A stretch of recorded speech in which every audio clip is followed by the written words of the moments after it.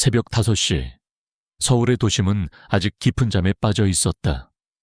그러나 한강변에 자리한 오래된 공장지대는 차가운 안개 속에서 음산한 기운을 내뿜고 있었다. 바로 이곳에서 끔찍한 살인사건이 발생했다는 신고가 접수되었다. 강세라, 30 중반의 베테랑 강력계 형사. 그녀는 피곤한 기색도 없이 현장으로 향했다. 그녀의 날카로운 눈빛은 이미 사건의 조각들을 맞춰나가기 시작하는 듯했다.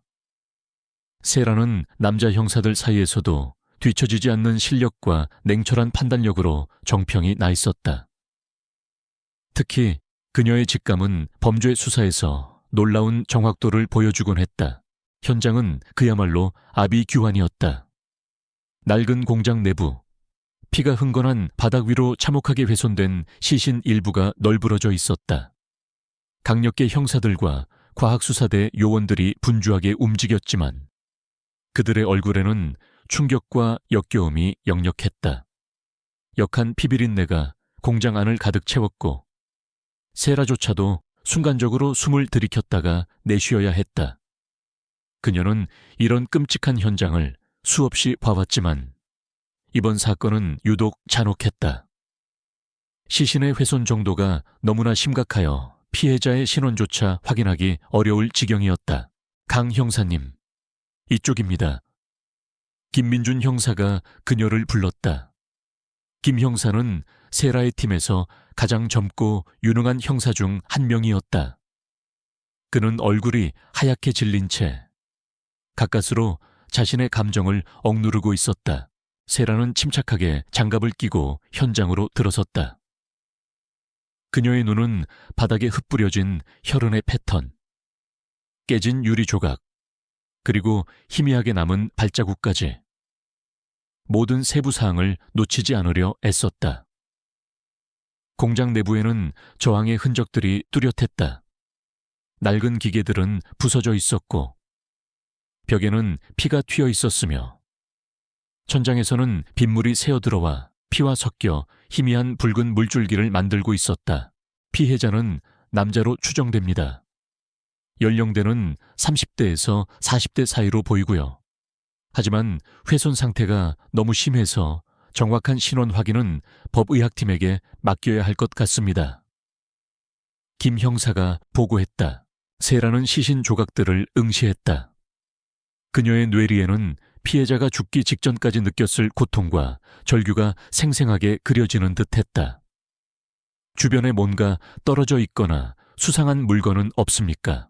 아직까지는 특별한 게 없습니다. 형사님, 범인은 모든 흔적을 깔끔하게 지운 것 같습니다. 김 형사는 고개를 저었다. 세라는 바닥에 쪼그려 앉아 더욱 자세히 현장을 살폈다. 그녀는 날카로운 시선으로 피 묻은 잔해들을 훑어 내려갔다. 그때 그녀의 눈에 시신 조각 옆에 놓인 아주 작은 얼룩이 포착되었다.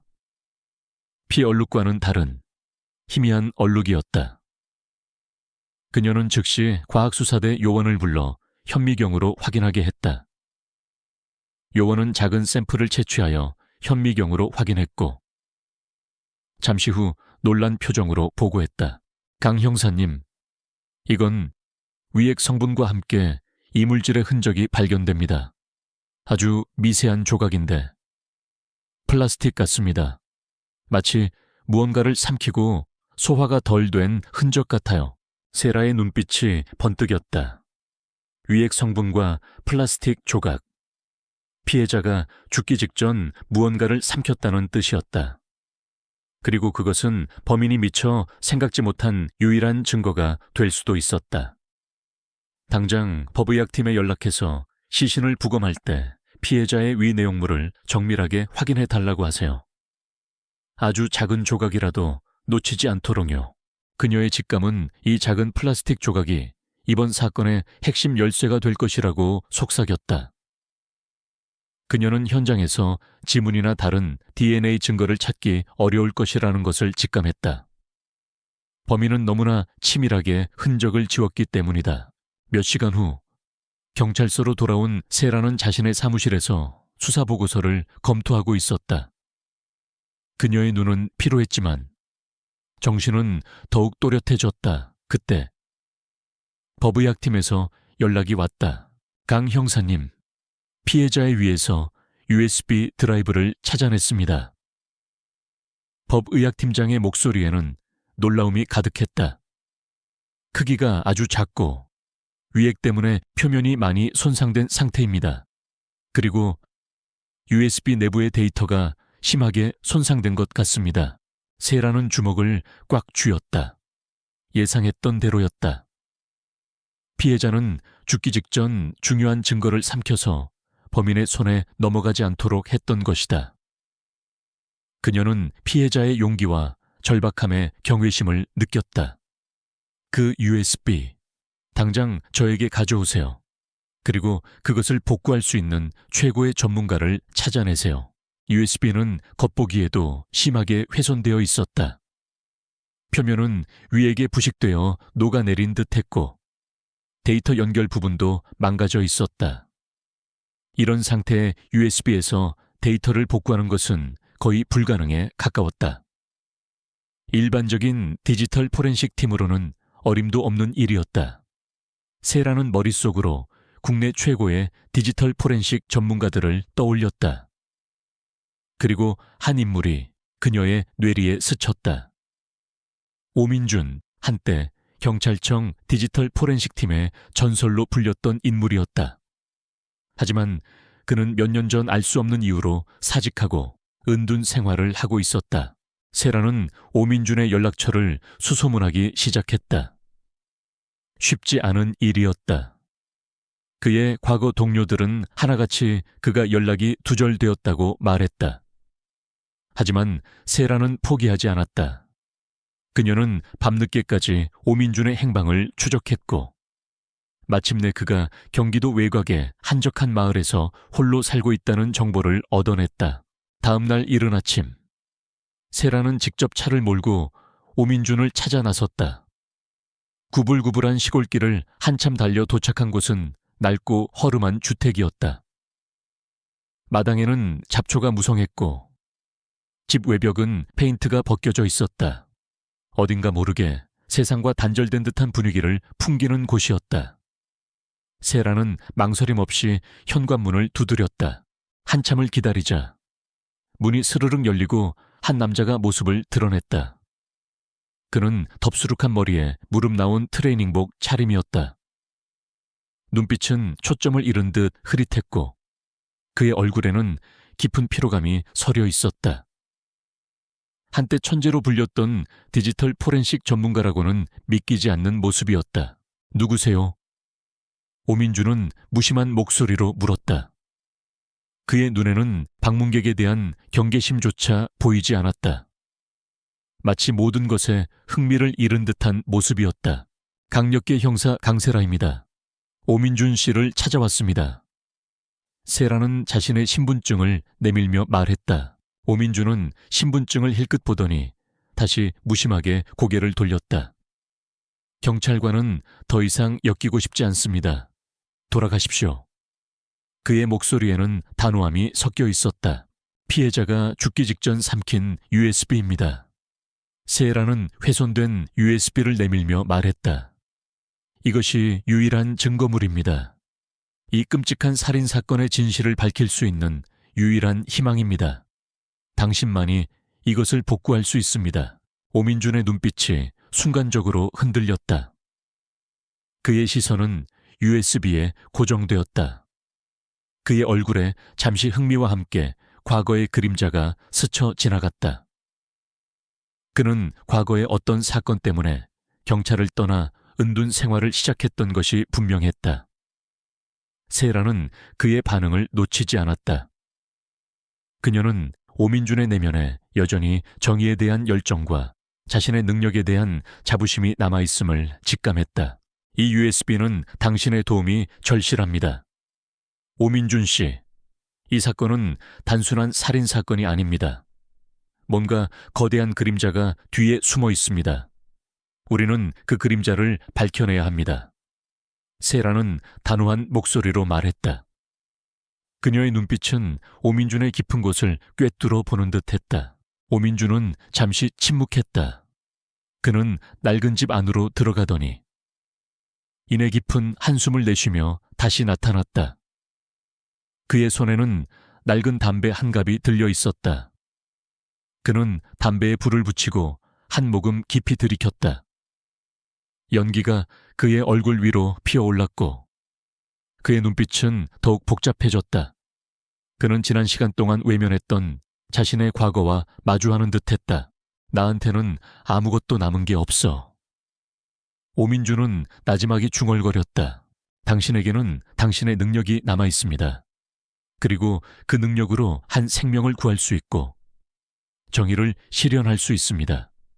그게 아무것도 아니라고 말할 수 있습니까? 세라의 목소리에는 설득력과 함께 강한 믿음이 담겨 있었다. 오민준은 담배를 비벼 끄고 훼손된 USB를 받아들었다. 그는 USB를 손에 쥐고 묵묵히 응시했다. 그의 눈빛은 더 이상 흐릿하지 않았다.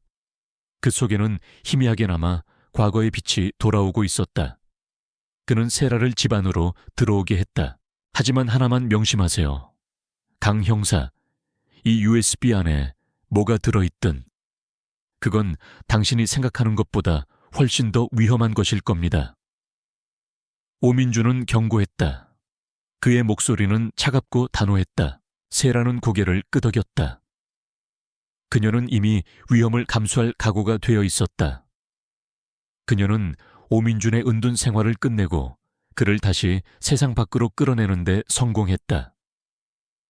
이제 그들은 함께 이 끔찍한 사건의 진실을 파헤쳐야만 했다.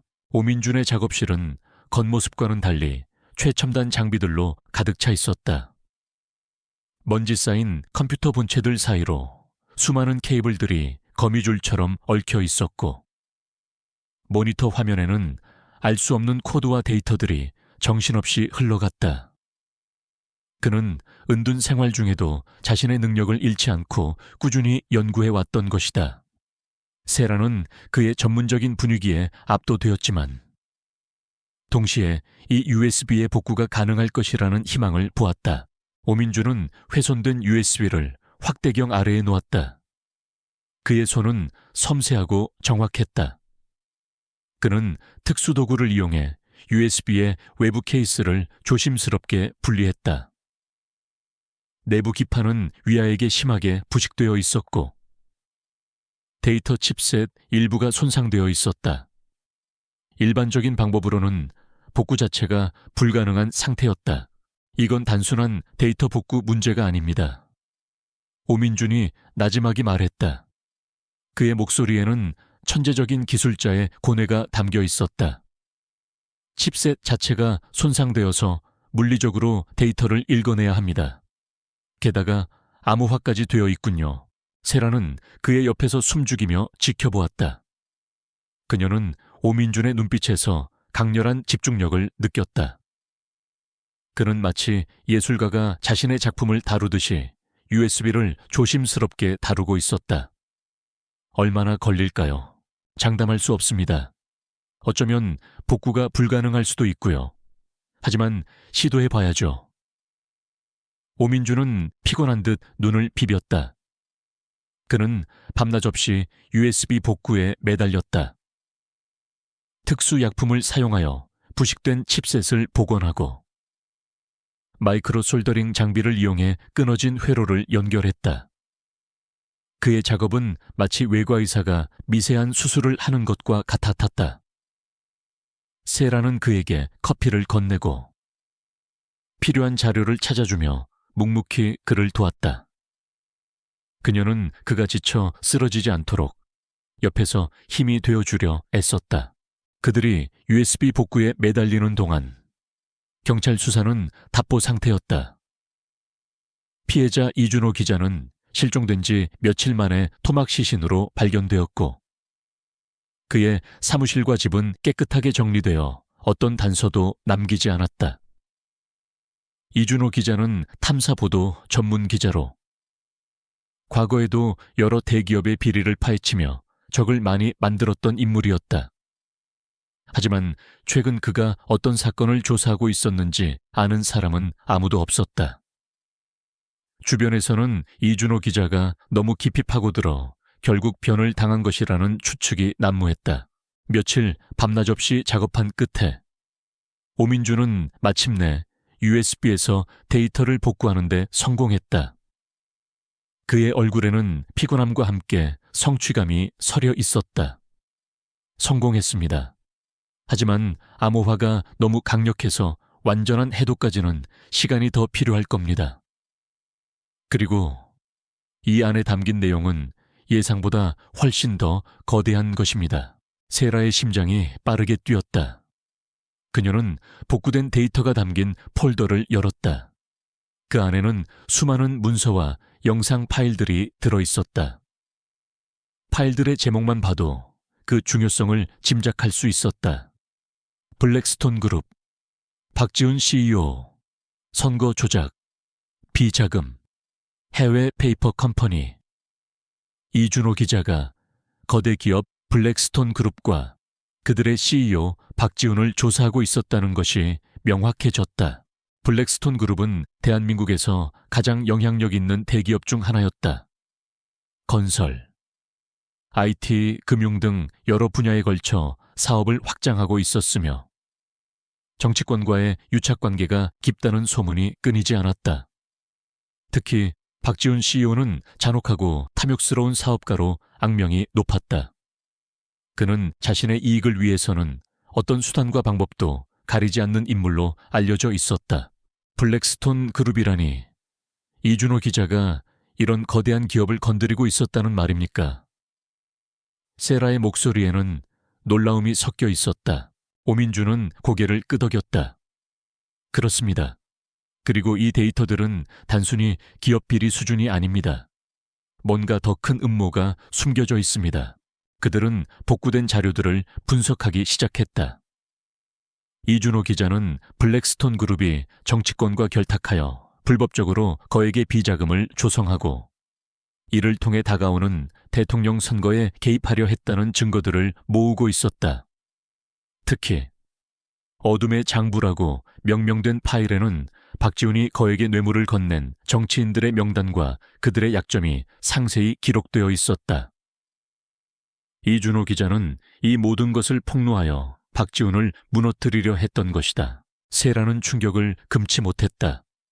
이 사건은 단순한 살인 사건이 아니라 대한민국을 뒤흔들 거대한 권력형 비리 사건이었다. 그녀는 이준호 기자가 얼마나 위험한 일을 하고 있었는지 비로소 깨달았다. 그리고 그녀 자신이 그 위험한 진실의 한복판에 서게 되었음을 직감했다. 이건 국가를 뒤흔들 만한 내용입니다. 세라가 굳은 목소리로 말했다. 이 정보를 세상에 공개하면 엄청난 파장이 일어날 겁니다. 박지훈은 이 모든 것을 막기 위해 무슨 짓이든 할 거고요. 그래서 이준호 기자가 죽은 겁니다. 오민준이 차분하게 말했다. 그는 이 진실을 지키기 위해 자신의 목숨을 걸었습니다. 그리고 죽기 직전까지도 이 증거를 지키려 했습니다. 우리는 그의 희생이 헛되지 않도록 해야 합니다. 그들은 복구된 데이터를 더욱 심층적으로 분석하기 시작했다. 오민주는 이준호 기자가 사용했던 암호화 방식이 매우 독특하다는 것을 발견했다. 그것은 단순한 암호화가 아니라 블랙스톤 그룹 내부에서만 사용되는 특수한 암호화 시스템과 유사했다. 이준호 기자가 블랙스톤 그룹 내부에 어떤 사람과 협력했을 가능성이 있습니다. 아니면 그가 이전에 블랙스톤 그룹과 관련된 일을 했을 수도 있고요. 세라의 눈빛이 날카로워졌다. 내부 조력자의 가능성. 그것은 사건을 더욱 복잡하게 만들었지만 동시에 새로운 단서가 될 수도 있었다. 그들은 블랙스톤 그룹의 내부 구조와 핵심 인물들에 대한 정보를 수집하기 시작했다. 이준호 기자가 남긴 자료들 외에도 공개된 회사 정보, 언론 기사, 소문들까지 샅샅이 뒤졌다. 블랙스톤 그룹의 임원 명단을 살펴보던 세라는 한 인물의 이름에 시선이 멈췄다. 김상호. 블랙스톤 그룹의 법무팀장.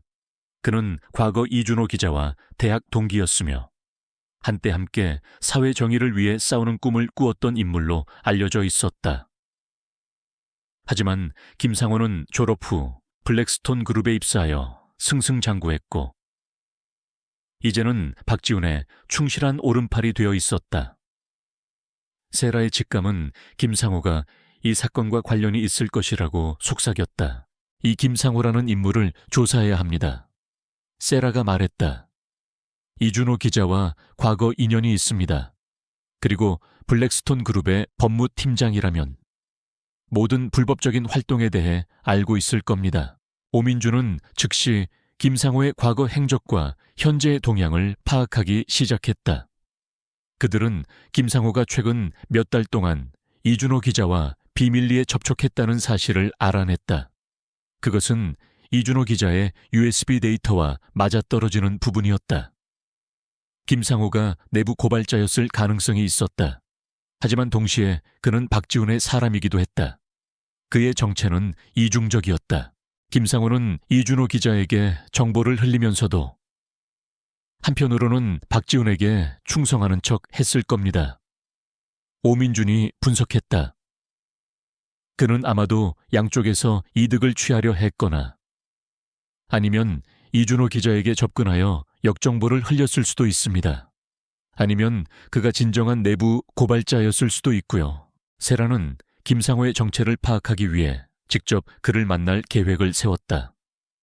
그녀는 경찰 신분을 노출하지 않고 이준호 기자의 죽음에 대한 정보를 얻으려는 지인인 척 접근하기로 했다. 위험한 계획이었지만 그녀는 김상호가 이 사건의 중요한 열쇠를 쥐고 있다고 확신했다. 세라는 김상호가 자주 가는 고급 레스토랑에서 그를 우연히 만나는 상황을 연출했다. 김상호는 세라의 등장에 놀란 듯 보였지만 이내 냉정함을 되찾았다. 세라는 이준호 기자의 죽음에 대한 슬픔과 함께 그가 남긴 유품을 정리하다가 수상한 단서를 발견했다는 식으로 김상호에게 접근했다. 그녀는 능숙하게 대화를 이끌었고 김상호의 표정과 반응을 세밀하게 관찰했다.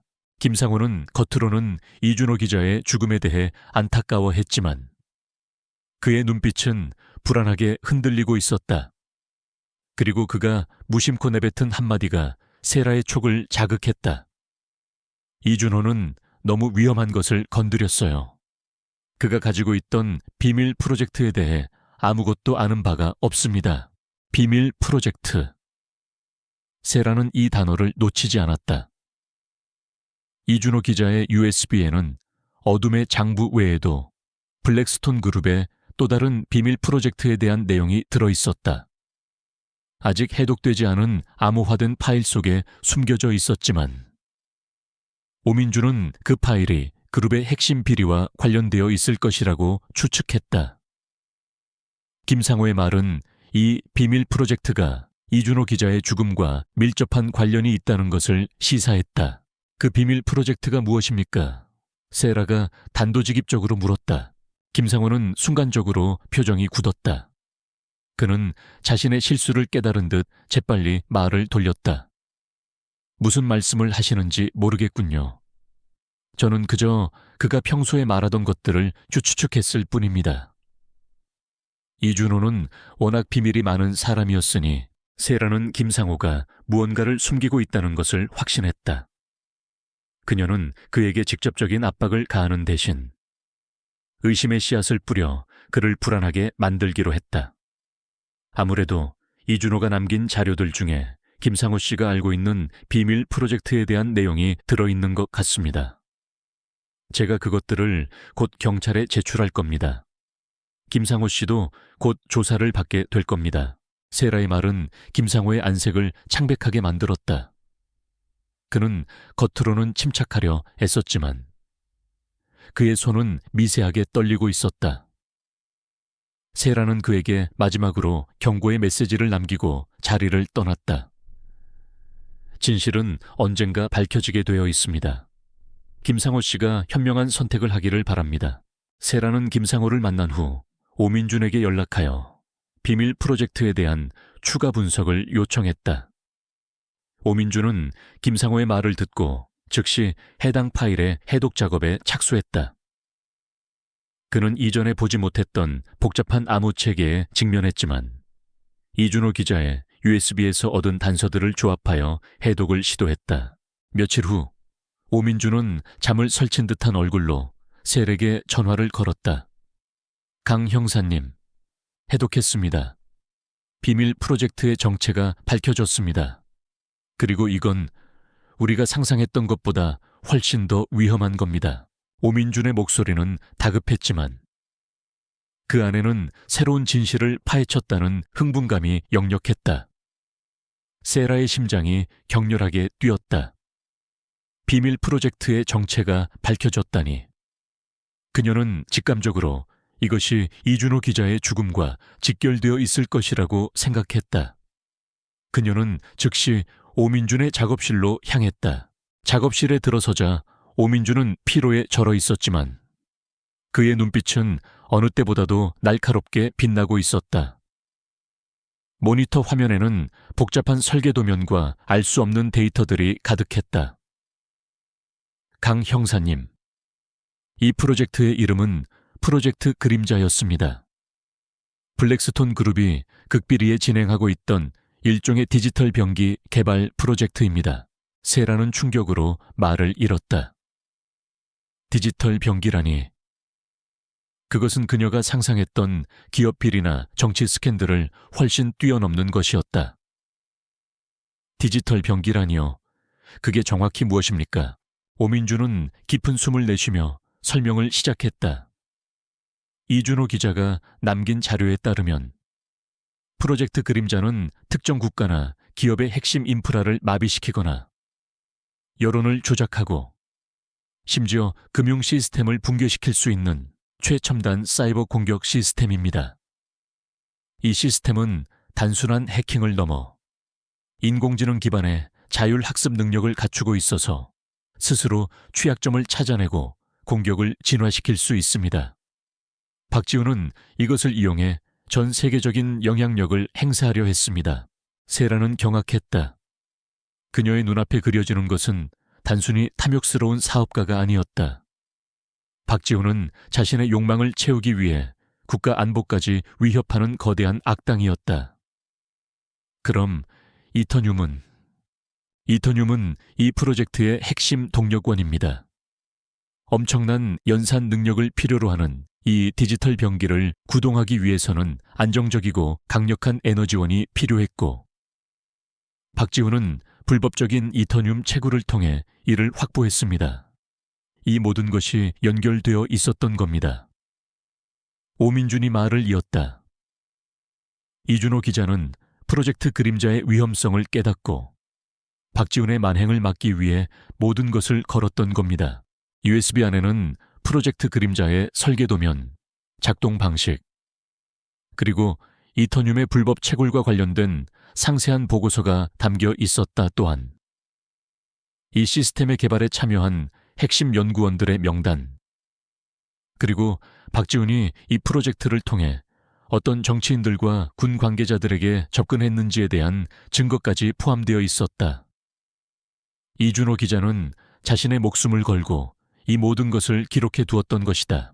이것은 단순한 살인 사건이 아니라 국가 안보를 뒤흔들고 전 세계를 위협할 수 있는 거대한 음모입니다.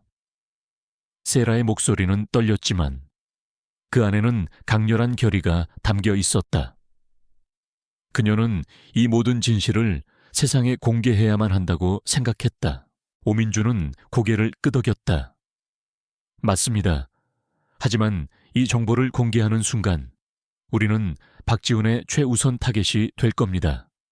그는 이 프로젝트가 세상에 드러나는 것을 막기 위해 무슨 짓이든 할 겁니다. 이준호 기자처럼 될 수도 있습니다. 세라는 위험을 직감했지만 주저하지 않았다. 알아요. 하지만 그렇다고 해서 이 진실을 묻어둘 수는 없습니다. 이준호 기자의 희생이 헛되지 않도록 해야 합니다. 우리가 이 프로젝트를 막아야 합니다. 그들은 프로젝트 그림자에 대한 정보를 어떻게 공개할지 논의했다. 경찰 조직 내부에 박지훈과 연루된 자들이 있을 가능성이 높았기 때문에 함부로 정보를 흘릴 수 없었다. 그들은 신중하게 움직여야 했다. 가장 좋은 방법은 언론을 이용하는 겁니다. 하지만 이 정도의 내용은 일반 언론사에서는 부담스러워할 수도 있습니다. 믿을 수 있는 독립 언론이나 국제적인 특종 전문 기자에게 접촉해야 합니다. 세라가 말했다. 오민주는 자신의 정보망을 통해 국제적으로 명성 있는 탐사보도 전문 기자들을 물색하기 시작했다. 그는 과거 자신이 경찰에 있을 때 인연을 맺었던 몇몇 기자들을 떠올렸다. 그들은 진실을 위해서는 어떤 위험도 감수할 줄 아는 용기 있는 인물들이었다. 그들이 정보를 공개하기 위한 준비를 하는 동안 박지훈은 이준호 기자의 USB가 사라졌다는 것을 알게 되었다. 김철수로부터 USB의 행방에 대한 보고를 받은 그는 격분했다. 박지훈의 얼굴은 분노로 시뻘개졌고 그의 사무실에는 불길한 기운이 감돌았다. 그는 즉시 자신의 모든 역량을 동원하여 USB의 행방을 추적하기 시작했다. 그리고 그의 수하들은 이준호 기자의 주변 인물들을 대상으로 탐문 조사를 강화했다. 며칠 후 박지훈의 정보망은 세라와 오민준이 이준호 기자의 사건을 깊이 파고들고 있다는 것을 포착했다. 특히 오민준이 복구 작업을 하고 있다는 사실까지 알아냈다. 박지훈은 세라와 오민준이 USB를 손에 넣었음을 직감했다. 감히 내 비밀을 건드려 당장 그 여자 형사와 은둔 해커를 찾아내. 살아있든 죽었든 상관없어. 프로젝트 그림자가 세상에 드러나는 일은 절대로 없을 것이다. 박지훈은 잔인한 미소를 지으며 명령했다. 그의 눈빛은 살기로 번뜩였다. 그날부터 세라와 오민준은 그림자 속에 추격을 당하게 되었다. 그들의 주변에는 의문의 차량들이 서성거리고 알 수 없는 전화가 걸려왔다. 그들은 자신들이 감시당하고 있다는 것을 직감했다. 놈들이 움직이기 시작했습니다. 오민준이 말했다. 그는 자신의 작업실에 설치된 감시 시스템을 통해 수상한 움직임들을 포착했다. 당신과 제가 접촉했다는 사실을 알아낸 것 같습니다. 이곳도 안전하지 않습니다. 당분간 몸을 숨겨야 합니다. 세라는 고개를 끄덕였다. 그녀는 이미 예상했던 일이었다.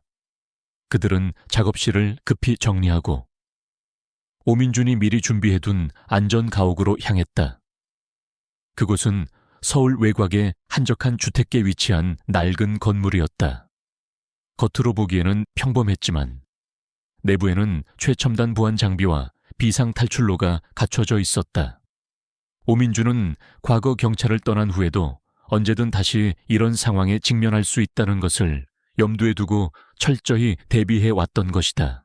안전 가옥에 도착한 그들은 외부와의 모든 접촉을 차단하고 은둔 생활에 들어갔다.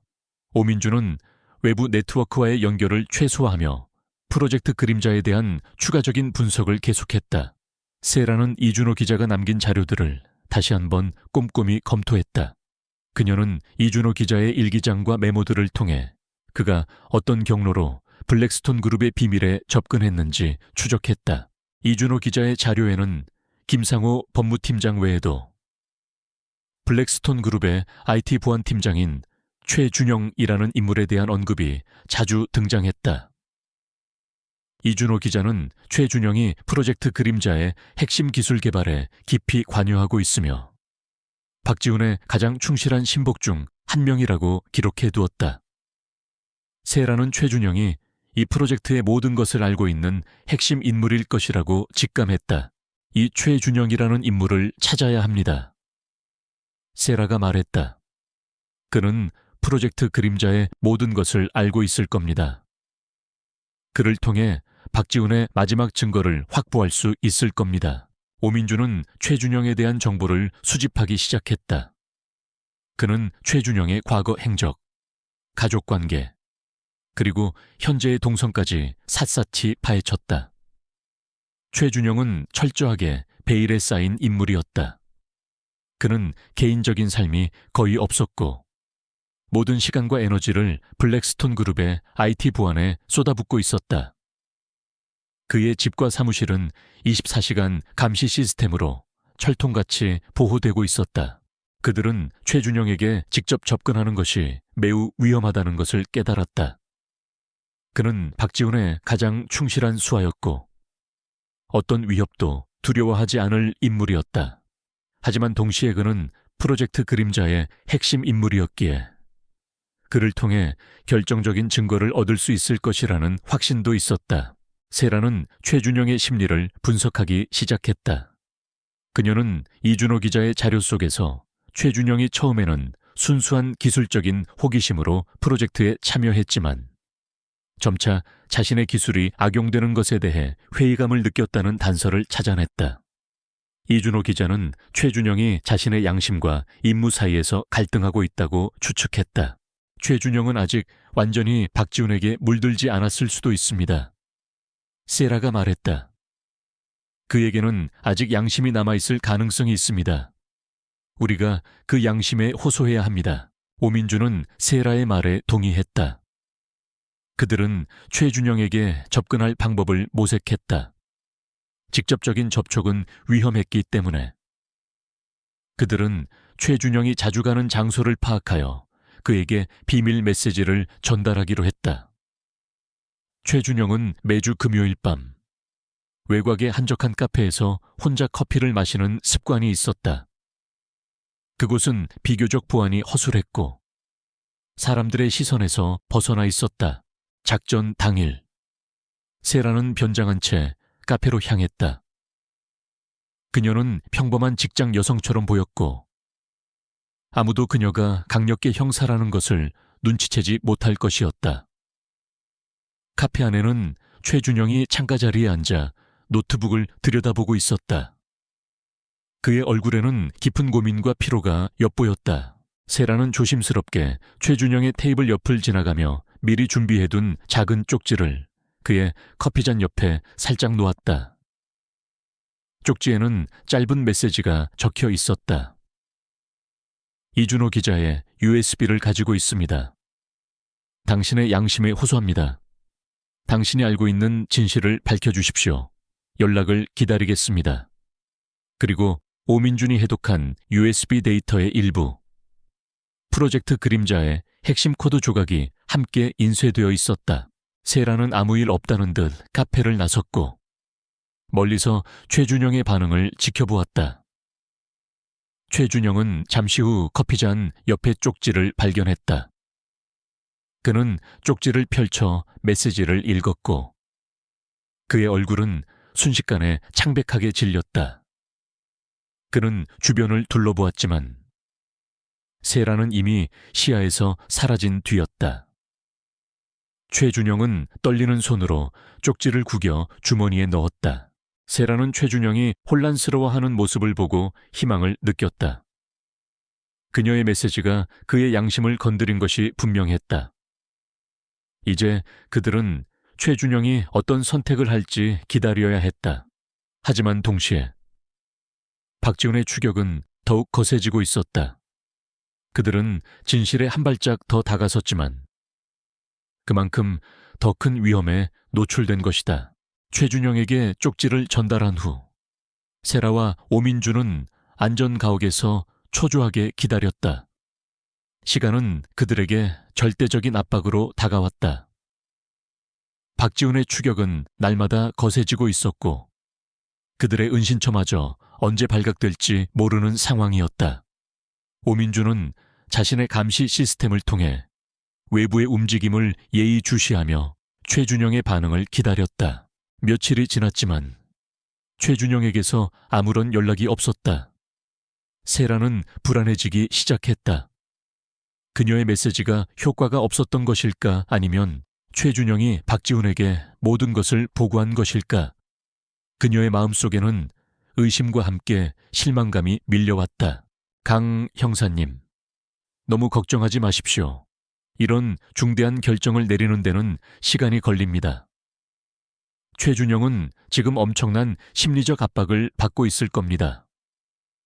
오민주는 세라를 위로했다. 그는 최준영의 심리를 누구보다도 잘 이해하고 있었다. 한때 자신도 비슷한 갈등을 겪었기 때문이다. 그날 밤늦게 오민준의 작업실 모니터에 알 수 없는 IP 주소에서 발신된 암호화된 메시지가 떴다. 오민준은 즉시 메시지를 해독하기 시작했다. 잠시 후 화면에 최준영의 이름이 선명하게 나타났다. 연락이 왔습니다. 오민준이 흥분된 목소리로 외쳤다. 메시지 내용은 짧고 간결했다.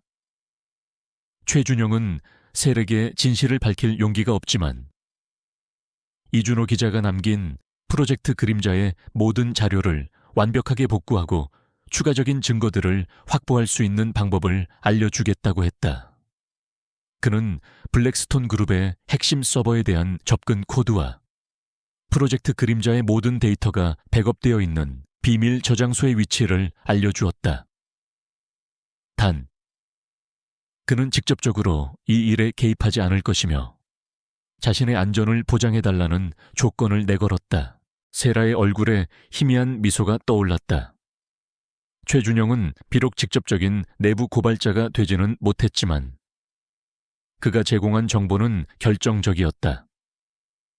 이제 그들은 박지훈의 모든 불법적인 활동에 대한 완벽한 증거를 확보할 수 있게 된 것이다. 블랙스톤 그룹의 메인 서버에 직접 침투해야 합니다. 세라가 말했다. 이준호 기자의 USB는 일부였을 뿐입니다. 모든 것은 그곳에 있습니다. 그리고 프로젝트 그림자의 완전한 데이터도요. 그곳은 블랙스톤 그룹의 심장부나 다름없습니다. 철통 보안일 겁니다. 오민준이 우려스러운 목소리로 말했다. 물리적인 침입은 거의 불가능합니다. 세라는 잠시 생각에 잠겼다. 그녀는 경찰이라는 공식적인 신분으로는 접근할 수 없었다. 그리고 무력으로 침투하는 것은 너무나 위험하고 비효율적이었다. 그때 그녀의 머릿속에 한 가지 아이디어가 떠올랐다.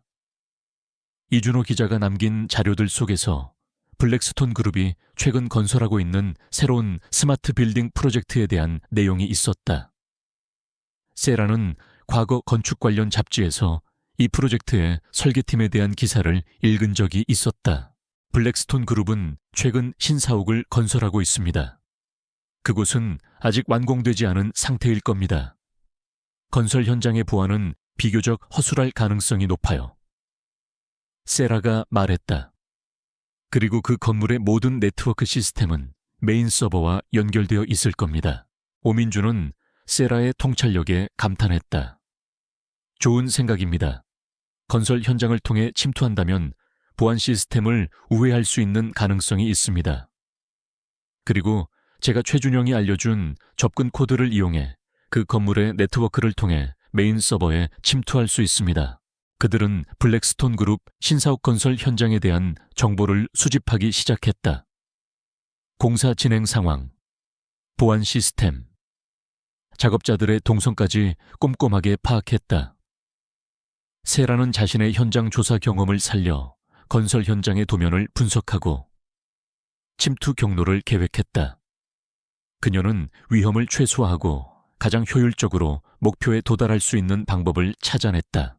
그들이 침투 계획을 세우는 동안 박지훈은 미친 듯이 세라와 오민준을 추격했다. 그의 수하들은 서울 전역을 샅샅이 뒤졌다. 박지훈은 언론을 조작하여 세라와 오민준을 도망친 범죄자로 몰아갔다. 그들의 사진이 언론에 공개되었고 시민들은 그들을 범죄자로 인식하기 시작했다. 세라와 오민준은 순식간에 고립되었다.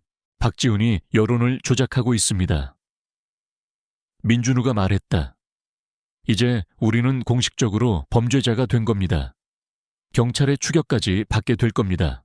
세라의 얼굴에는 실망감이 스쳤지만 그녀는 흔들리지 않았다. 알아요. 하지만 이것은 박지훈의 마지막 발악입니다. 그가 두려워하고 있다는 증거입니다. 우리는 여기서 포기할 수 없습니다. 이준호 기자의 희생이 헛되지 않도록. 그리고 우리를 믿어준 최준영의 용기가 헛되지 않도록 해야 합니다. 그들은 외부와의 접촉을 더욱 철저히 차단하고 침투 작전 준비에 박차를 가했다. 오민주는 해킹 장비와 통신 장비를 점검하고 세라는 필요한 도구들을 준비했다. 그들의 얼굴에는 긴장감과 함께 비장한 결의가 서려 있었다. 작전 당일 밤, 서울의 야경은 화려하게 빛나고 있었다. 블랙스톤 그룹의 신사옥 건설 현장은 거대한 그림자처럼 서 있었다. 인적 없는 밤, 그들은 조용히 건설 현장으로 향했다. 세라는 건설 현장 인부 복장으로 변장했고 오민주는 기술자 복장을 하고 있었다. 그들의 모습은 밤하늘에 스며드는 그림자처럼 조용했다. 세라는 자신이 파악한 침투 경로를 따라 능숙하게 움직였다. 그녀는 건설 자재 더미 사이를 헤치고 가림막을 넘어갔다. 그녀의 움직임은 정확하고 빨랐다. 오민주는 그녀의 뒤를 따르며 주변을 경계했다. 그들은 아무도 눈치채지 못하게 건설 현장 내부로 진입하는 데 성공했다. 건물 내부는 아직 미완성 상태였기 때문에 곳곳에 먼지와 건축 자재들이 널려 있었다. 그들은 엘리베이터가 작동하지 않는다는 것을 확인하고 계단을 통해 지하로 향했다. 그들의 목표는 블랙스톤 그룹의 메인 서버가 있는 지하층이었다. 지하층에 도착하자 그들은 철통 같은 보안 시스템에 직면했다. 여러 개의 감시 카메라가 설치되어 있었고 레이저 감지기들이 복도를 가로지르고 있었다. 하지만 세라는 이미 모든 것을 예상하고 있었다. 그녀는 건축 도면을 통해 보안 시스템의 배치와 사각지대를 완벽하게 파악하고 있었다. 여기입니다. 세라가 나지막이 말했다. 그녀는 한쪽 벽에 설치된 환기구를 가리켰다. 이 환기구는 메인 서버실과 연결되어 있습니다. 그리고 이곳은 보안 시스템의 사각지대입니다. 오민주는 세라의 지략에 감탄했다. 그는 환기구 철망을 제거하고 몸을 숙여 안으로 들어섰다. 좁고 어두운 환기구 통로는 거미줄과 먼지로 가득했지만 그들은 망설이지 않았다. 세라도 오민준의 뒤를 따랐다. 그들은 기어가는 자세로 한참을 움직였다. 마침내 환기구 끝에 도달했을 때 그들은 메인 서버실의 내부를 내려다볼 수 있었다. 서버실 안에는 거대한 서버렉들이 줄지어 늘어서 있었고 푸른빛을 내며 굉음을 내고 있었다.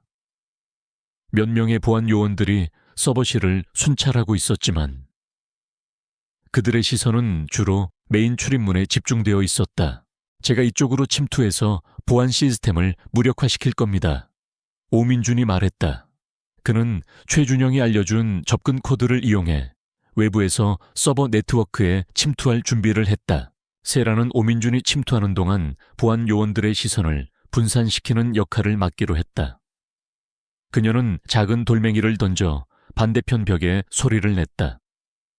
보안 요원들은 소리가 난 쪽으로 시선을 돌렸고 그 틈을 이용해 오민주는 환기구에서 빠져나와 서버렉 뒤로 몸을 숨겼다.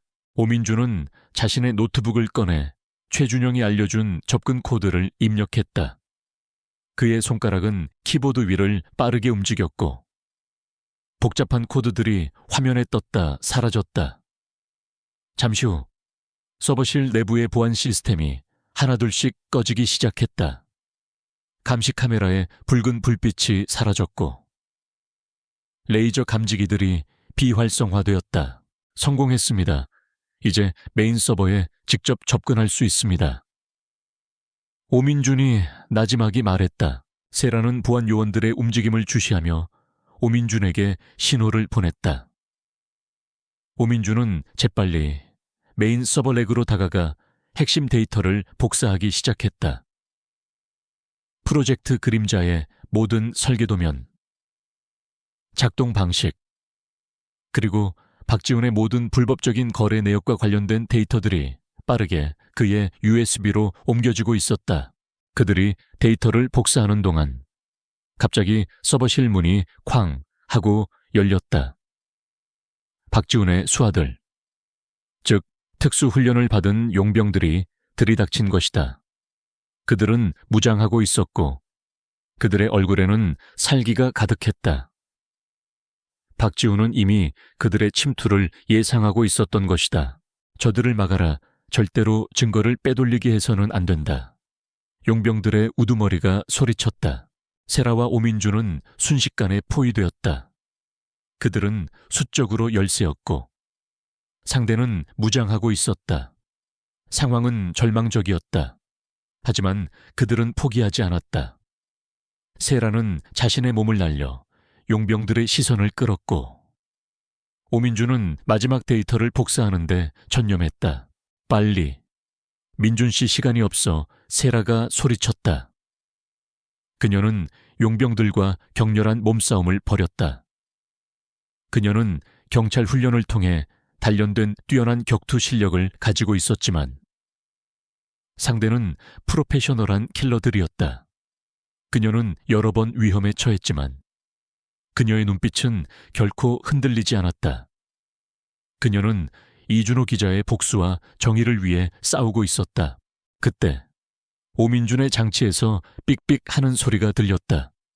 복사 완료입니다. 그가 외쳤다.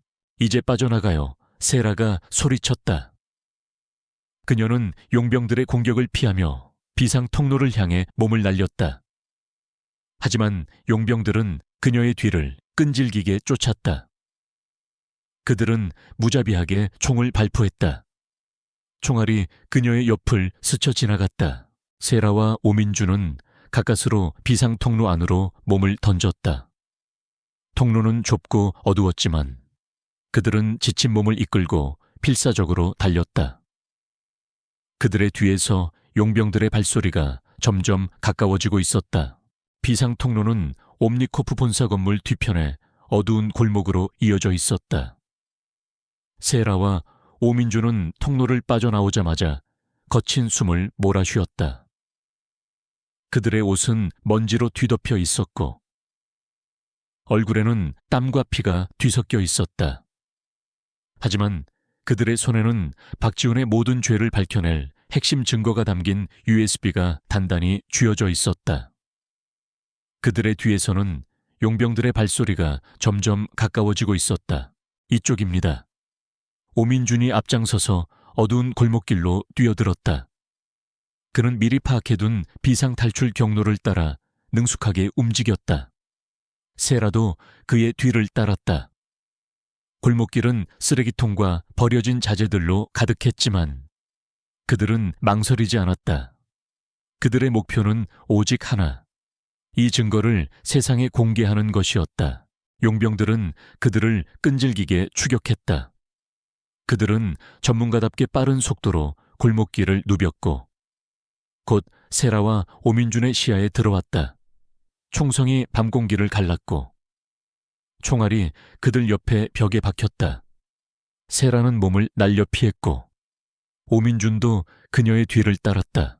젠장, 놈들이 너무 끈질깁니다. 오민준이 외쳤다. 세라는 주위를 둘러보았다. 그들이 있는 곳은 낡은 주택가와 좁은 상가들이 밀집된 복잡한 골목이었다. 그녀는 자신의 지형지물 활용 능력을 발휘해야 할 때라고 생각했다. 이쪽으로 시장 안으로 들어가야 합니다. 그들은 가까스로 좁은 통로를 통해 새벽시장으로 뛰어들었다. 새벽시장은 아직 상인들이 문을 열지 않아 한산했지만 곳곳에 쌓여있는 야채 상자들과 좌판들이 복잡하게 얽혀 있었다. 세라는 이 복잡한 지형을 이용해 용병들을 따돌리려 했다. 그녀는 야채 상자들을 넘어뜨리고 좌판 사이를 헤치며 용병들의 시야를 방해했다. 오민준도 그녀의 뒤를 따라 필사적으로 움직였다. 용병들은 시장 안까지 쫓아왔지만 복잡한 지형과 어둠 때문에 쉽게 그들을 추격하지 못했다. 그들은 무전으로 서로의 위치를 확인하며 세라와 오민준을 포위하려 했다. 사방에서 애워싸고 있습니다. 오민준이 말했다. 세라는 숨을 헐떡이며 주변을 살폈다. 그때 그녀의 눈에 시장 한쪽에 세워진 낡은 오토바이가 들어왔다. 열쇠가 꽂혀 있는 채로 방치된 오토바이였다. 그녀는 망설일 틈도 없이 오토바이로 달려갔다. 민준 씨, 타세요. 세라가 소리쳤다. 오민준은 재빨리 오토바이 뒤에 올라탔다. 세라는 능숙하게 시동을 걸고 가속 페달을 밟았다. 낡은 오토바이는 굉음을 내며 새벽 시장의 좁은 통로를 가로질렀다. 용병들은 예상치 못한 오토바이의 등장에 당황했지만 이내 그들을 쫓아오기 시작했다. 오토바이 추격전은 새벽 시장을 벗어나 복잡한 도심으로 이어졌다. 세라는 오토바이를 능숙하게 조작하며 차량들 사이를 요리조리 빠져나갔다. 그녀의 운전 실력은 마치 영화 속 스턴트맨 같았다. 그녀는 좁은 골목길로 접어들고 역주행을 감행하며 용병들의 추격을 따돌리려 했다. 오민준은 오토바이 뒤에 앉아 흔들리는 몸을 가누며 뒤를 확인했다. 놈들이 여전히 쫓아오고 있습니다. 수도 많습니다. 세라의 얼굴에는 땀방울이 송골송골 맺혔지만 그녀의 눈빛은 흔들림 없었다. 그녀는 이 모든 상황을 예측하고 있었던 것처럼 침착하게 움직였다. 그녀는 미리 머릿속에 그려두었던 탈출 경로를 따라 움직였다. 그녀의 목표는 언론사에 도착하여 이 모든 진실을 세상에 공개하는 것이었다. 그때 갑자기 교차로에서 검은색 승합차 한 대가 튀어나왔다. 용병들이 미리 길을 막아선 것이다. 세라는 급브레이크를 밟았고 오토바이는 미끄러지듯 멈춰 섰다. 그들은 완벽하게 포위되었다. 앞뒤로는 용병들의 차량이 길을 막았고 양옆에서는 무장한 용병들이 총을 겨누며 다가왔다.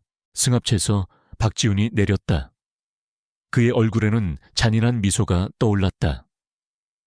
그는 늦은 밤까지 자신의 손으로 모든 것을 해결하기 위해 직접 현장에 나선 것이었다.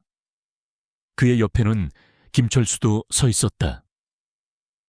김철수는 서영과의 대결에서 부상을 입었지만 박지훈의 명령에 따라 회복하는 대로 다시 임무에 복귀한 것이다. 그의 얼굴에는 복수심과 함께 광기가 서려 있었다. 대여 이상 도망칠 곳은 없다. 강세라, 그리고 오민준. 박지훈의 목소리는 밤 공기를 차갑게 갈랐다. 감히 내 것을 건드리려 하다니. 너희들은 이준호처럼 될 것이다. 세라는 오토바이에서 내려 박지훈을 응시했다. 그녀의 손에는 여전히 USB가 단단히 쥐어져 있었다. 당신은 착각하고 있습니다. 박지훈, 진실은 절대로 묻히지 않습니다. 그리고 이 USB는 당신의 모든 죄를 세상에 드러낼 겁니다. 박지훈은 비웃었다. 그까짓 USB 내게 넘기면 곱게 죽여주마. 헛된 저항은 하지 마라. 꿈 깨십시오. 박지훈. 민준우가 말했다. 당신은 이미 끝났습니다. 박지훈은 격분했다. 그는 용병들에게 명령했다. 당장 저들을 잡아라. USB를 빼앗고 죽여버려. 용병들이 일제히 달려들었다. 세라는 USB를 민준우에게 던져주며 소리쳤다. 민준 씨, USB를 지켜요. 제가 시간을 벌겠습니다. 세라는 자신의 몸을 날려 용병들과 격렬한 몸싸움을 벌였다. 그녀는 뛰어난 격투 실력을 발휘하며 용병들을 제압하려 했다. 그녀의 움직임은 빠르고 정확했다. 그녀는 주먹과 발을 이용해 용병들을 쓰러뜨렸다. 하지만 상대는 수가 많았고 그들은 무장하고 있었다. 세라는 여러 번 위험에 처했지만 그녀는 이준호 기자의 희생과 자신이 지켜야 할 정의를 떠올리며 필사적으로 싸웠다. 민준우는 세라가 시간을 버는 동안 USB를 보호하려 애썼다. 그는 USB를 자신의 몸 깊숙이 숨기고 용병들의 공격을 피했다. 그는 세라를 도울 수 없다는 사실에 고통스러웠지만 USB를 지키는 것이 가장 중요하다고 생각했다. 그때 김철수가 세락에 달려들었다. 그의 얼굴은 분노와 복수심으로 일그러져 있었다. 내년 때문에 내가 죽여버릴 테다. 김철수는 칼을 휘두르며 세라를 공격했다. 세라는 재빨리 몸을 피했지만 김철수의 공격은 날카로웠다. 세라의 팔에 칼날이 스쳐 지나가며 피가 흘러내렸다. 그녀는 고통을 참으며 김철수를 밀쳐냈다. 그 순간 갑자기 저 멀리서 경찰차 사이렌 소리가 들려왔다. 박지훈과 용병들은 당황했다. 그들은 예상치 못한 경찰의 출현에 혼란스러워했다. 세라가 사전에 비상 연락망을 통해 경찰에 신고해둔 것이었다. 그녀는 박지훈이 직접 움직일 것을 예상하고 있었다. 젠장 철수해. 박지훈이 다급하게 소리쳤다. 용병들은 박지훈의 명령에 따라 즉시 차량에 올라타 도주하기 시작했다. 박지훈과 김철수도 서둘러 차에 올랐다. 그들은 USB를 빼앗는데 실패했다. 경찰차가 현장에 도착했고 세라와 민준호는 피투성이가 된 차에 서 있었다.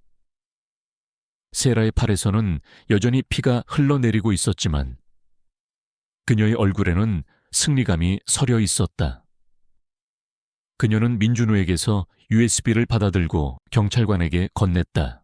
이 USB 안에 박지훈의 모든 죄가 담겨 있습니다. 프로젝트 그림자와 이준호 기자 살인사건의 모든 진실이요. 세라가 굳은 목소리로 말했다. 경찰관들은 즉시 현장을 통제하고 증거물들을 확보했다. 세라는 병원으로 이송되어 치료를 받았다. 그녀의 상처는 깊었지만 그녀의 마음은 평화로웠다. 그녀는 마침내 이준호 기자의 복수를 그리고 그의 희생을 세상에 알리는 데 성공했다. 그녀는 자신이 옳았다는 것을 증명했다.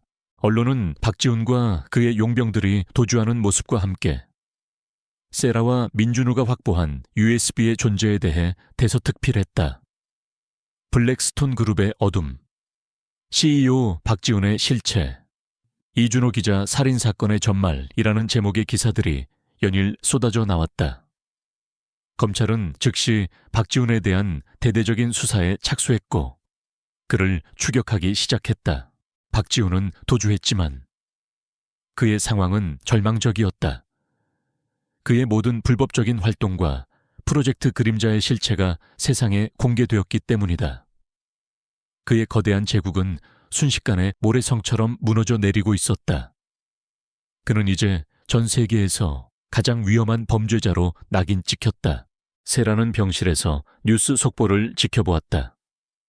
그녀의 눈에는 지훈의 모습이 아른거렸다. 그녀는 지훈에게 약속했다. 진실을 밝히고 그의 억울함을 풀어주겠다고. 그리고 그녀는 그 약속을 지켰다. 그녀는 이제 더 이상 그림자 속에 숨어있던 여인이 아니었다. 그녀는 진실을 위해 싸우는 용감한 전사가 되어 있었다. 그녀의 긴 싸움은 아직 끝나지 않았지만 가장 큰 고비는 넘긴 셈이었다. 이제 남은 것은 박지훈을 완전히 법의 심판대에 세우는 것이었다. 박지훈의 도주는 길지 않았다. 전 세계 언론의 집중 포화와 국제 수사기관의 공조로 인해 그의 은신처는 얼마 지나지 않아 발각되었다. 며칠 후 그는 한적한 해외 리조트에서 체포되었고 즉시 한국으로 송환되었다. 그의 체포 소식은 전 세계를 뒤흔들었다. 옴니코프, 아니 이제는 파산한 블랙스톤 그룹의 전 CEO인 박지훈은 이준호 기자 살해 교사, 환경 파괴, 비자금 조성, 선거 개입 시도, 그리고 프로젝트 그림자와 같은 국가 안보를 위협하는 디지털 병기 개발 혐의로 기소되었다. 강세라 형사는 이 사건의 핵심 증인으로 검찰 수사에 적극적으로 협조했다. 그녀는 자신이 확보한 USB 데이터와 오민준이 복구한 블랙스톤 그룹의 메인 서버 자료들을 검찰에 제출했다. 이 증거들은 너무나 명백하고 강력하여 박지훈은 더 이상 발뺌할 수 없었다. 그의 변호인단은 갖은 방법으로 진실을 왜곡하려 했지만 증거 앞에 속수무책이었다. 김철수 또한 체포되어 강태식의 모든 범죄에 대한 공범으로 기소되었다. 그의 진술은 박지훈의 죄를 더욱 명확하게 드러내는 데 기여했다. 재판은 세간의 이목을 집중시켰다. 이준호 기자의 유가족들은 법정에 나와 그의 억울한 죽음을 증언했고, 프로젝트 그림자로 인해 피해를 입을 뻔했던 수많은 사람들은 박지훈의 엄벌을 촉구했다. 세라는 법정에 증인으로 출석하여 자신이 이 사건을 파헤치게 된 경위와 USB의 존재, 그리고 박지훈의 추악한 범죄들을 상세히 증언했다. 그녀의 증언은 명확하고 논리적이었으며 박지훈의 얼굴에는 초조함과 분노가 스쳐 지나갔다. 박지훈은 자신의 권력과 돈으로 모든 것을 막을 수 있을 것이라고 믿었지만 이번만큼은 예외였다. 진실의 파도는 너무나 거대했고 그의 거대한 제국은 그 파도 앞에 속절없이 무너져 내렸다. 언론은 연일 박지훈의 과거 비리와 추악한 진실을 폭로했고 그의 이미지는 땅에 떨어졌다. 한때 존경받던 사업가였던 그는 이제 탐욕과 살인을 일삼은 악마로 낙인 찍혔다. 재판이 진행되는 동안 세라는 과거의 기억과 다시 마주했다. 이준호 기자의 USB를 처음 발견했을 때의 전율, 오민준과의 협력, 그림자 속에서 펼쳐진 추격전, 그리고 마지막 대치까지 모든 순간이 그녀의 머릿속을 스쳐 지나갔다. 그녀는 이 모든 과정에서 수많은 위험에 처했지만 단 한 번도 포기하지 않았다. 그녀의 내면에는 이준호 기자의 억울함을 풀어주고자 하는 강렬한 의지와 정의를 실현하고자 하는 불타는 열정이 있었다. 어느 날 재판이 잠시 휴정된 사이 세라는 박지훈과 마주쳤다.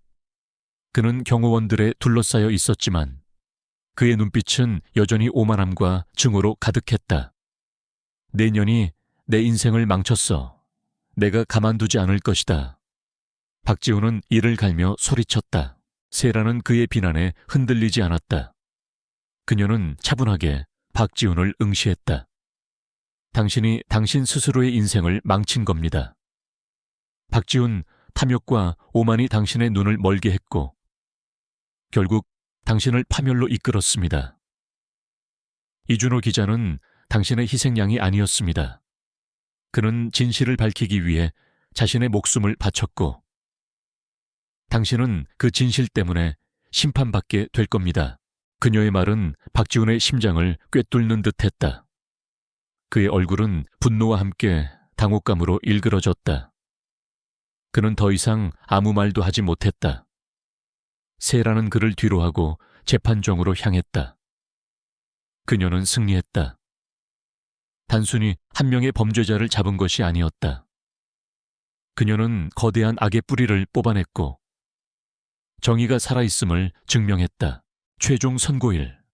법정은 발 디딜 틈 없이 사람들로 가득 찼다. 판사는 박지훈에게 종신형을 선고했다. 김철수 또한 중형을 선고받았다.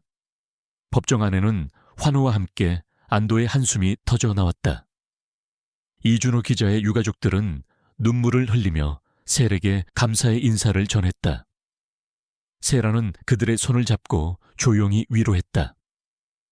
그녀는 비로소 이준호 기자의 영혼이 편히 잠들 수 있을 것이라고 생각했다. 재판이 끝난 후 세라는 언론의 뜨거운 관심을 받았다. 그녀는 국민 영웅으로 불렸고 그녀의 용기와 끈기는 모든 이에게 귀감이 되었다.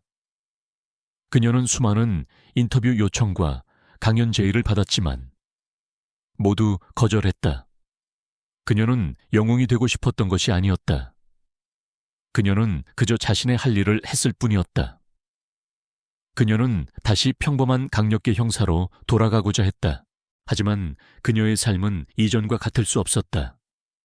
그녀는 이 사건을 통해 많은 것을 배웠고 성장했다. 그녀는 인간의 어두운 면과 권력의 부패가 얼마나 거대한 악을 만들어낼 수 있는지를 똑똑히 보았다. 그리고 동시에 진실을 밝히고 정의를 실현하기 위한 개인의 용기가 얼마나 강력한 힘을 발휘할 수 있는지도 깨달았다. 민준호는 다시 자신의 은둔 생활로 돌아갔지만 그는 더 이상 세상과 단절된 삶을 살지 않았다. 그는 세라와 꾸준히 연락하며 사회의 불의를 감시하는 자신만의 역할을 계속했다. 그는 익명으로 정부기관이나 언론에 중요한 정보를 제공하며 보이지 않는 곳에서 정의를 위해 싸웠다. 세라와 민준호는 서로에게 든든한 조력자이자 친구가 되어 주었다. 그들의 관계는 단순한 협력 관계를 넘어 서로의 삶을 지지하고 이해하는 깊은 유대감으로 발전했다. 세라는 이 사건을 통해 자신의 직업에 대한 새로운 의미를 부여받았다. 그녀는 단순히 범인을 잡는 것을 넘어 사회의 부패를 뿌리 뽑고 약자들의 목소리를 대변하는 역할을 하고자 했다. 그녀의 눈빛은 더욱 강렬해졌고 그녀의 발걸음은 더욱 단단해졌다. 그녀는 진정한 정의가 무엇인지 그리고 그것을 위해 무엇을 해야 하는지 명확히 알게 되었다. 박지훈 사건 이후 강세라 형사는 경찰 내부와 외부에서 모두 인정받는 존재가 되었다. 그녀의 날카로운 직관, 뛰어난 분석력, 그리고 어떤 압력에도 굴하지 않는 강인한 의지는 수많은 후배 형사들에게 귀감이 되었다. 그녀는 특별수사팀의 팀장으로 승진했고 사회의 어두운 그림자에 맞서는 최전선에 서게 되었다. 그녀의 이름 앞에는 늘 정의를 수호하는 강세라라는 수식어가 따라붙었다. 오민주는 박지훈 사건 이후 다시 세상 밖으로 나왔다. 그는 더 이상 낡은 작업실에 숨어 지내지 않았다. 그는 진실의 빛이라는 이름의 비영리 디지털 포렌식 연구소를 설립했다. 그는 이곳에서 각종 범죄에 사용된 디지털 증거를 분석하고 기술적인 문제로 난항을 겪는 수사기관을 돕는 역할을 했다. 그의 연구소는 수많은 미제 사건 해결에 결정적인 기여를 했고 오민주는 이제 숨겨진 영웅으로 불리게 되었다. 그는 강세라와 지속적으로 협력하며 사회의 불의를 파헤치는 데 힘을 합쳤다. 그들의 관계는 단순한 동료를 넘어 서로의 가장 든든한 조력자이자 신뢰할 수 있는 친구가 되었다. 세라는 자신의 삶이 완전히 바뀌었음을 느꼈다. 이준호 기자의 죽음과 USB가 그녀의 삶을 송두리째 뒤흔들었지만 그것은 그녀를 더 강하고 현명하게 만들었다. 그녀는 더 이상 개인적인 감정에 휩쓸리지 않았다. 그녀는 오직 진실과 정의만을 추구했다. 그녀의 눈빛은 깊은 통찰력과 함께 고요한 평화를 담고 있었다. 어느 날, 세라는 오랜만에 이준호 기자의 묘소를 찾았다. 묘비 앞에는 작은 꽃다발이 놓여 있었고 묘비석은 깨끗하게 닦여 있었다. 아마도 그의 가족들이 꾸준히 찾아오는 듯했다. 세라는 묘비 앞에 서서 조용히 눈을 감았다. 그녀의 머릿속에는 이준호 기자가 마지막 순간까지 진실을 지키기 위해 얼마나 고통스럽게 싸웠을지가 그려졌다. 당신의 희생은 헛되지 않았습니다. 이준호 기자님. 세라는 나지막이 속삭였다. 당신이 밝히려 했던 진실은 이제 온 세상에 드러났고 당신의 억울함도 풀렸습니다. 당신 덕분에 세상은 더 나은 곳이 될 수 있었습니다. 그녀는 묘비에 조용히 손을 얹었다. 차가운 묘비석에서 알 수 없는 온기가 느껴지는 듯했다. 그녀는 더 이상 슬픔에 잠겨 있지 않았다. 그녀의 마음속에는 비로소 찾아온 평화와 함께 새로운 시작에 대한 희망이 피어오르고 있었다. 그녀는 지훈의 짐을 내려놓았고 자신에게 주어진 새로운 사명을 받아들였다. 시간은 흘렀고 블랙스톤 그룹의 폐해는 사회 곳곳에서 새로운 변화를 이끌어냈다. 프로젝트 그림자와 같은 디지털 병기의 위험성에 대한 국제적인 논의가 활발해졌고 각국 정부는 기업의 비윤리적인 기술 개발에 대한 강력한 규제 법안을 마련하기 시작했다. 이터늄과 같은 희귀 광물의 불법 채굴과 환경 파괴에 대한 감시도 강화되었다. 이 모든 변화의 중심에는 강세라와 오민준, 그리고 이준호 기자의 희생이 있었다. 세라는 이제 매일 아침 거울을 보며 새로운 다짐을 했다. 그녀는 여전히 사회의 어두운 면과 싸워야 할 수많은 불의와 마주할 것이라는 것을 알고 있었다. 하지만 그녀는 더 이상 혼자가 아니었다. 그녀에게는 든든한 동료들과 그리고 진실을 함께 추구하는 오민준이 있었다. 그녀는 과거의 상처를 극복하고 더욱 단단해진 모습으로 새로운 새벽을 맞이했다. 그녀의 이야기는 수많은 사람들에게 용기와 영감을 주었다. 한 여인이 오직 진실 하나만을 가지고 거대한 권력에 맞서 싸워 승리한 이야기는 전설처럼 회자되었다. 그녀는 더 이상 개인적인 복수를 위한 싸움을 하지 않았다. 그녀는 이제 모두를 위한 정의를 수호하는 진정한 영웅이 되었다.